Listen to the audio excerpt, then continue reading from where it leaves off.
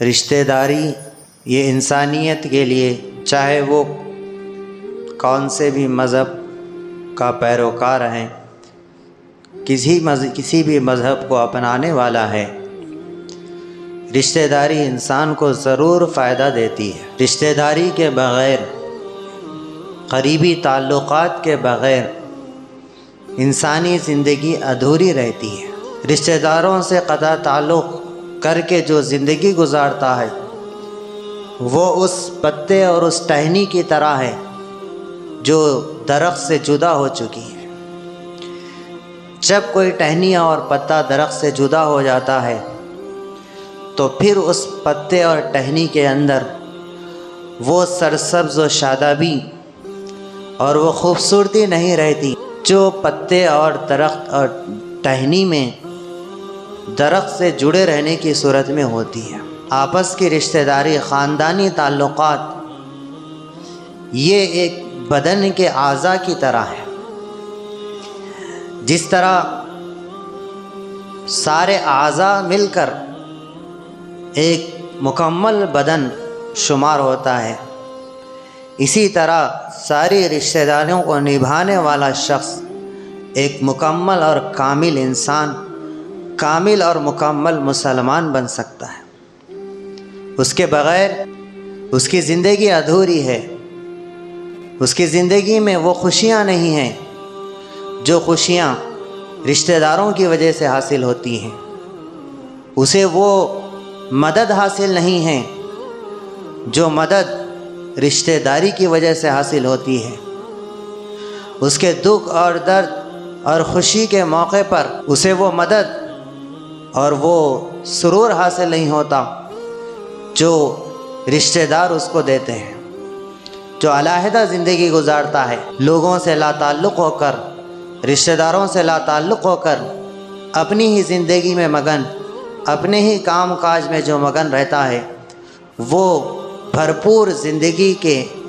لطف اور مزے اور زندگی کے جو اس کو ضروریات ہیں، وہ ضروریات کی تکمیل میں وہ پریشان اور سرگرداں پھرتا ہے۔ تو رشتہ داری یہ اللہ کی بہت بڑی نعمت ہے۔ اللہ کے نبی صلی اللہ علیہ وسلم کو خصوصیت کے ساتھ اللہ تعالیٰ نے رشتہ داروں کے فکر کرنے کا اور رشتہ داروں کے تعلق سے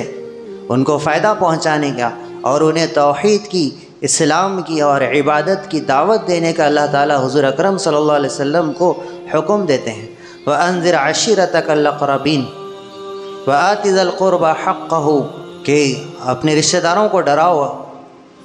وَأْمُرْ أَهْلَكَ بِالصَّلَاةِ، اپنے اہل و عیال کو، اپنے رشتہ داروں کو نماز کا حکم دیجیے۔ اللہ تعالیٰ قرآن مجید میں بارہا رشتہ داری کے تعلق سے جہاں ایمان والوں کی کامیابی کا اللہ تعالیٰ نے ذکر کیا ہے، کامیابی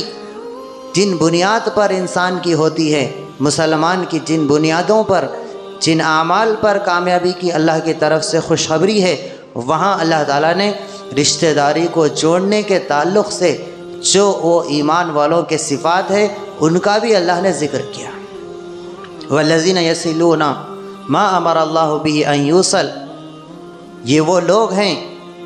جو ان رشتہ داریوں کو جوڑتے ہیں جو ان سے ٹوٹی ہوئی ہیں۔ وَيَخْشَوْنَ رَبَّهُمْ، اور رشتہ داری کے تعلق سے اللہ سے ڈرتے ہیں کہ کہیں میں قطع تعلق کر کے اللہ کو ناراض تو نہیں کر رہا ہوں۔ اس ڈر کی وجہ سے وہ رشتہ داری کو جوڑتے ہیں۔ اور ایک ڈر سوار ان پر رہتا ہے، وَيَخَافُونَ سُوءَ الْحِسَابِ، کہ اگر میں رشتے کو نہیں نبھایا، رشتہ داروں کے حقوق ادا نہیں کیے، رشتوں کو قطع کیا، توڑ ڈالا، تو پھر وہ قیامت کے حساب سے ڈرتے ہیں،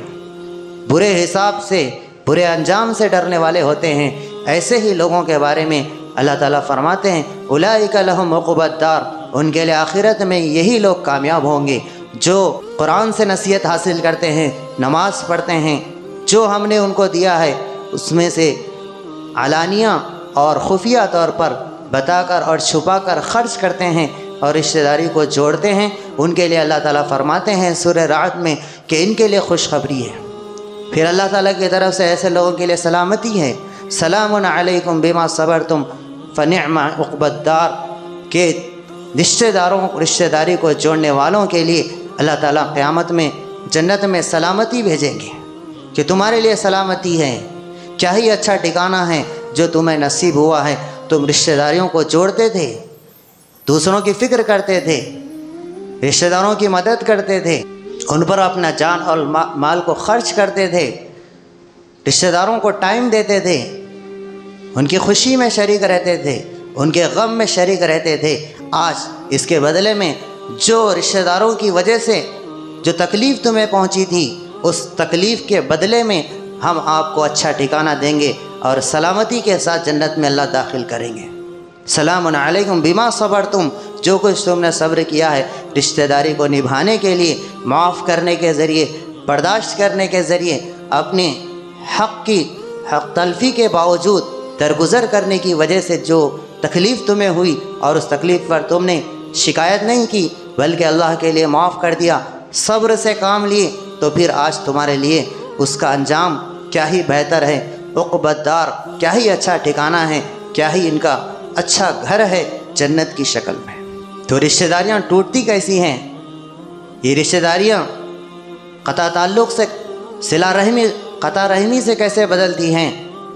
تو بنیادی طور پر 3 وجوہات ہوتی ہیں رشتوں کے ٹوٹنے کے۔ ایک آدمی کا بات کہ ایسی کڑوی بات، ایسی بات جس سے تکلیف ہوتی ہو، ایذا رسانی کا جو سبب ہو، وہ بات سے رشتہ داری ٹوٹتی ہے۔ اسی وجہ سے اللہ کے نبی صلی اللہ علیہ وسلم نے فرمایا کہ اکثر انسان جو خطا میں، غلطی میں، گناہ میں پڑتا ہے وہ زبان کی وجہ سے پڑتا ہے۔ جس نے زبان کی حفاظت کر لی وہ بہت سارے گناہوں سے بچ گیا۔ اچھا کلمہ، میٹھا بول، یہ رشتہ داری کو، دلوں کو جوڑنے کا ذریعہ بنتا ہے۔ اس کے بالمقابل کڑوا بول، سختی والا بول، غصے والا بول اور ایسا بول، ایسی بات جو معاشرے میں ناپسندیدہ ہے، گالی ہے، اگر وہ بول انسان اپنی زبان سے اپنے رشتہ داروں کے تعلق سے کہتا ہے تو پھر وہ رشتہ داری قطع تعلق میں، رشتے کو توڑنے میں بدل دیتا ہے۔ صرف ایک بول آدمی خاندانوں کو جوڑ سکتا ہے اور ایک بول خاندانوں کو توڑ سکتا ہے۔ تو ہماری باتیں میانہ روی کی ہوں، درمیانی ہوں، اچھی بات ہم کریں، کیونکہ اچھی بات کرنا صدقہ ہے۔ الکلمۃ الطیبۃ صدقۃ، اللہ کے نبی فرماتے ہیں اچھی بات کرنا صدقہ ہے۔ صرف مال خرچ کرنا صدقہ نہیں ہے، اچھی بات کرنا بھی صدقہ ہے۔ اور جو شخص رشتہ داری کو توڑنے کا دوسرا جو سبب ہے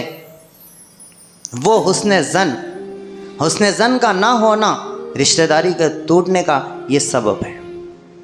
کہ کہیں سے ہمیں خبریں آ گئی اپنے رشتہ داروں کے، قریبی رشتہ داروں کے تعلق سے کہ آپ کے حق میں فلاں ایسے کہہ رہا ہے، فلاں ایسے کہہ رہا ہے، فلاں ایسے کہہ رہا ہے۔ ہم بغیر تحقیق کے، بغیر ہم تلاش کیے کہ صحیح بات کیا ہے، حق بات کیا ہے، کیا واقعی اس نے یہ بات کہی تھی یا نہیں کہی تھی، صرف مخبر کی مخبری پر کے کہنے پر ہم بات کو مان لیتے ہیں اور ناراض ہو جاتے ہیں، اور آگے والا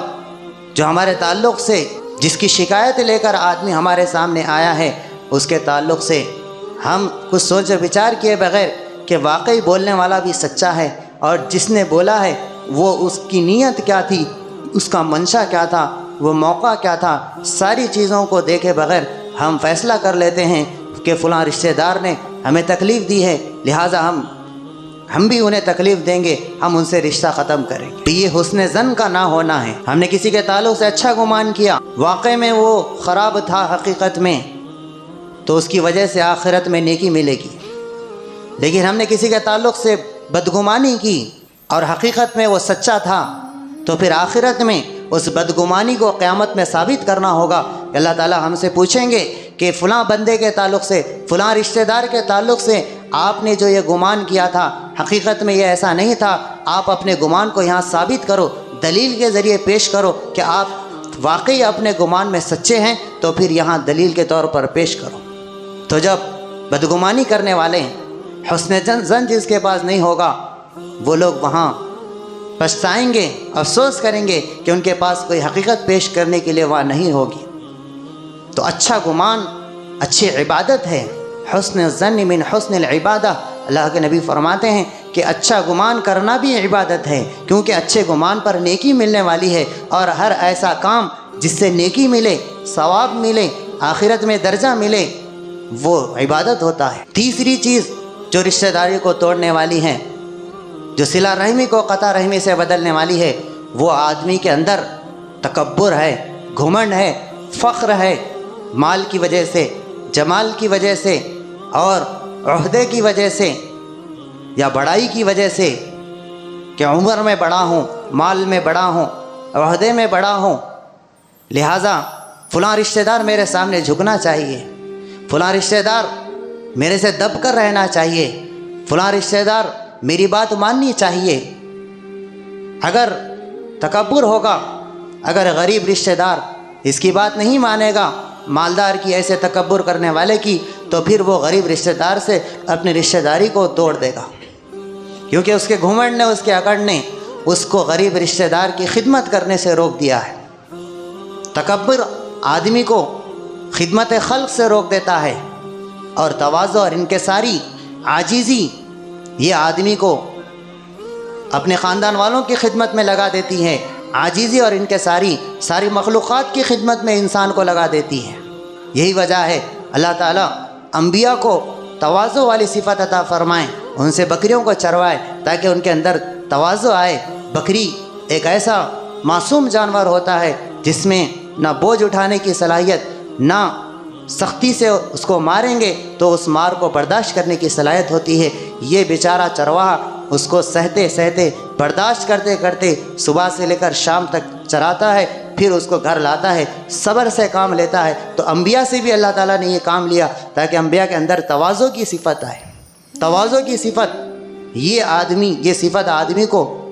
خدمت خلق پر ابھارتی ہے کہ ایسا آدمی اپنے جان اور اپنے مال سے اپنے گھر والوں کی خدمت کرتا ہے، رشتہ داروں کی خدمت کرتا ہے، پڑوسیوں کی خدمت کرتا ہے، اور تمام مخلوقات کی خدمت میں انسان لگ جاتا ہے جب آدمی کے اندر تواضع آتی ہے۔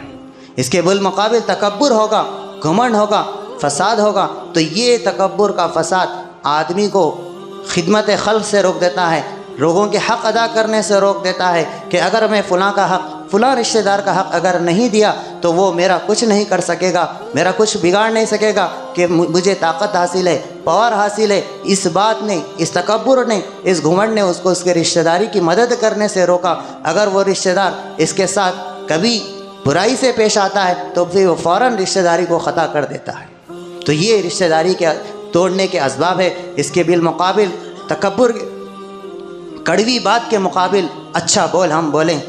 بدگمانی کے مقابل اچھا گمان ہم رکھیں، تکبر کے بالمقابل ہمارے اندر تواضع آئے، انکساری آئے، عاجزی آئے۔ یہ چیز ہمیں لوگوں کی خدمت اور رشتہ داروں کے نبھانے کے لیے ذریعہ بنے گی۔ اب رشتہ داروں کے دو اعتبار سے فکر کرنا ہے۔ قرآن مجید میں آیات بے شمار ہیں جن میں اللہ تعالیٰ نے جہاں رشتہ داروں کے تعلق سے ان کی دنیاوی زندگی کی فکر کرنے کا اللہ حکم دیتے ہیں، اسی کے ساتھ ساتھ اپنے رشتہ داروں کی اخروی زندگی کی بھی فکر کا اللہ حکم دیتے ہیں کہ ان کی دنیا کی بھی فکر کرنا ہے، ان کی آخرت کی بھی فکر کرنا ہے۔ چنانچہ وَأَنذِرْ عَشِيرَتَكَ الْأَقْرَبِينَ، جب اللہ تعالیٰ